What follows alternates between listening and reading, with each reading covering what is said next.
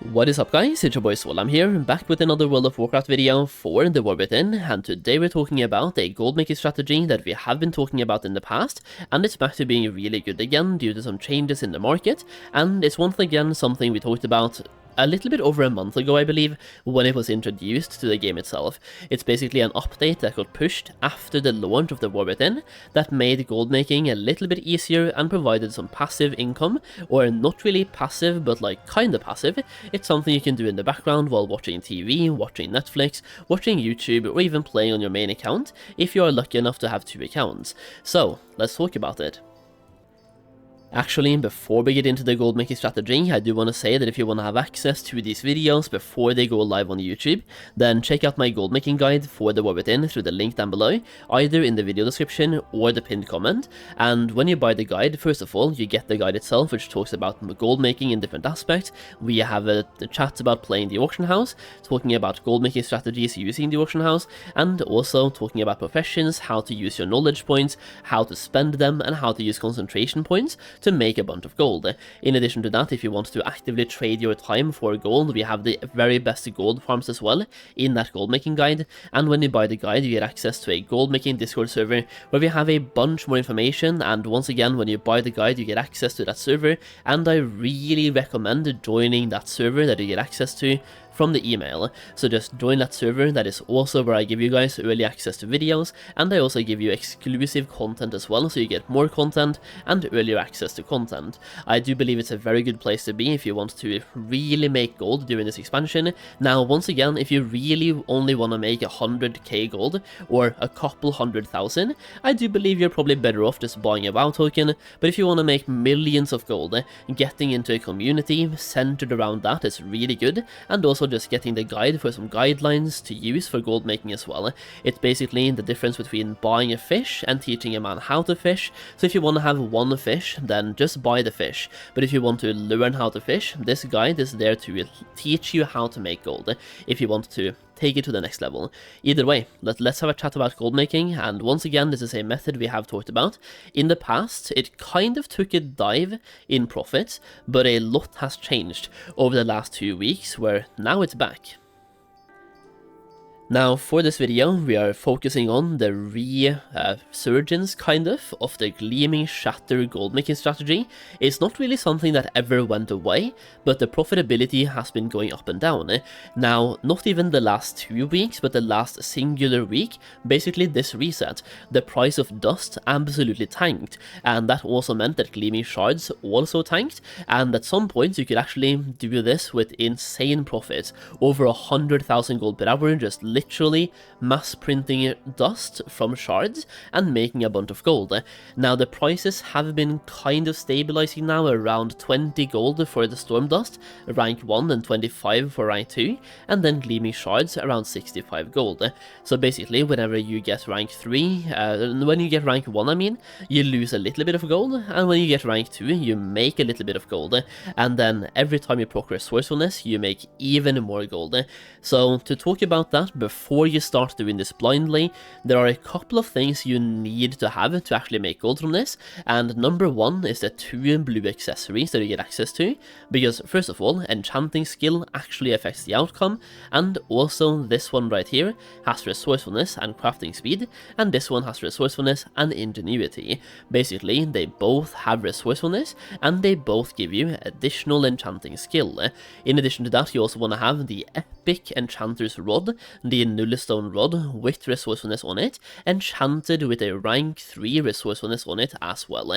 In addition to that, there is one more item you need to craft with artisan security, and that is the bag, the magically infinite messenger. This one is not super important by the way, but it basically gives you 20 more resourcefulness, as you can see in the bottom right.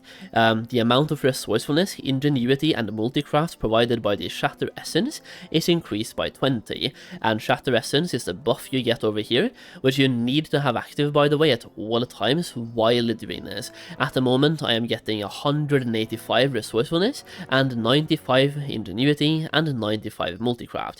Now ingenuity and multicraft craft does nothing for this craft, but resourcefulness does absolutely everything.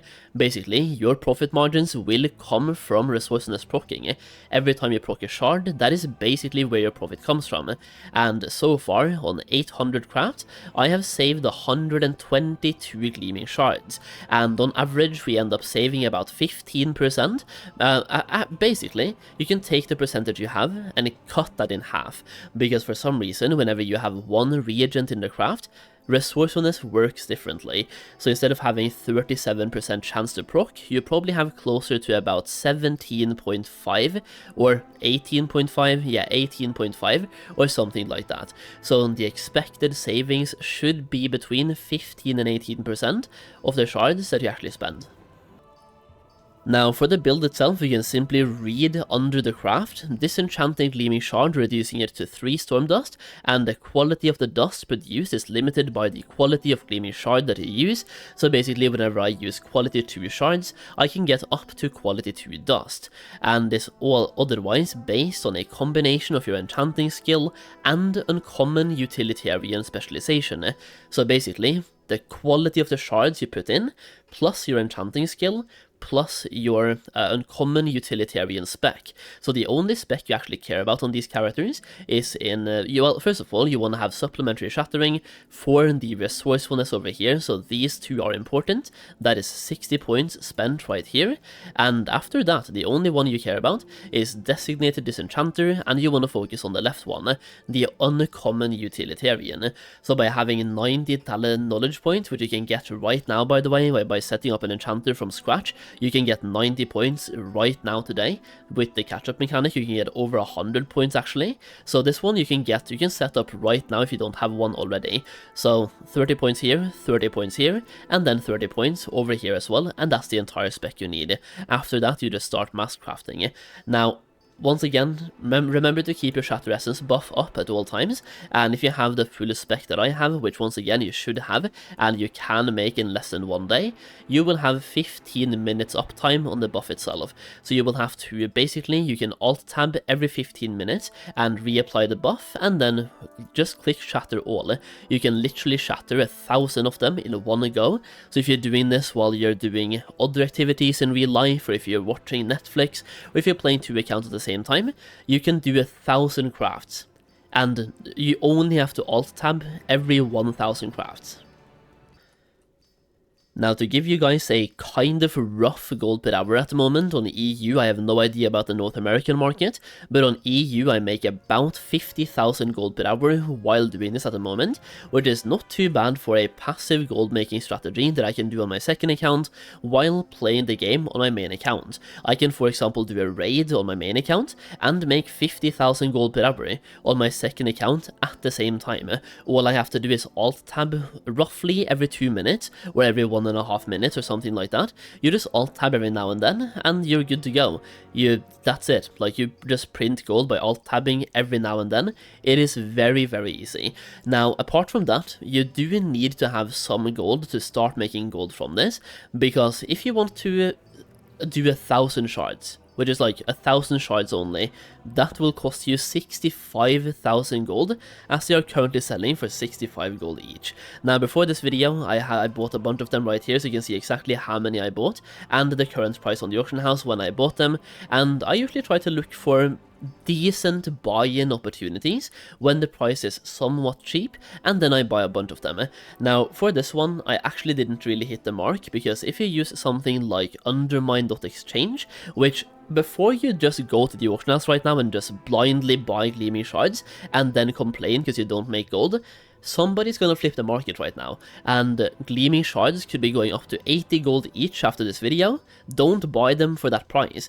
Always go to undermine.exchange, which I'll pull up right here, and then you can see roughly what they have been selling for, and you can see their price earlier today, or even yesterday. So always compare the prices before you buy in. So for example, earlier today, just like a few hours ago, they were 10 gold more expensive each. They were 77 gold each this morning, and then went down by over 10 gold each. I bought them for 65 gold. They used to be 77, and then again yesterday, they were 60 gold each. So the price goes up and down like crazy.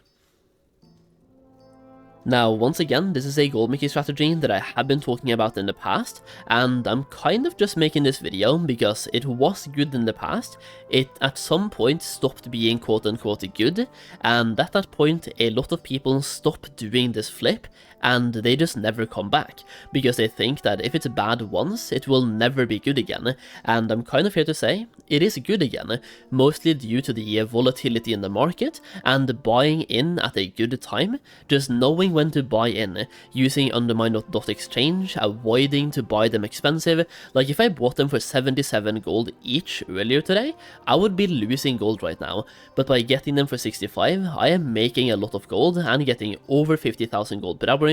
Even though the session profit on CraftSim is a little bit wrong at the moment, they are like roughly decent. I've been doing this for a little bit over 10 minutes so far and made 5,000 gold. Now, I've been doing this a bunch at the moment, like both today and yesterday. I bought some yesterday for 60 gold each as well, but I thought they would just keep going down in price, so I didn't really buy too many of them. But yeah, the profit margins are really good on this, making about 50,000 gold per hour after the auction house cut, by the way, so that's not really that bad for something semi-AFKable, and once again, I'm just here to say, it's good again. It's something you want to keep an eye out for, and if it becomes bad at some point, just leave it alone for a week or two, and then keep track of the prices and try it again in a couple of weeks and you could be making gold. It is just a super simple way of making gold, and the build itself is also very easy to set up.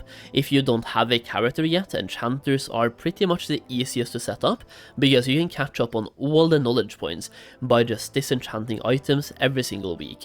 Either way, that's the video, so hopefully you enjoyed the video, and if you did, leave a like down below and let me know how you are making gold in the comments as well. As always, thank you so much for watching, and I'll see you again in the next video very soon.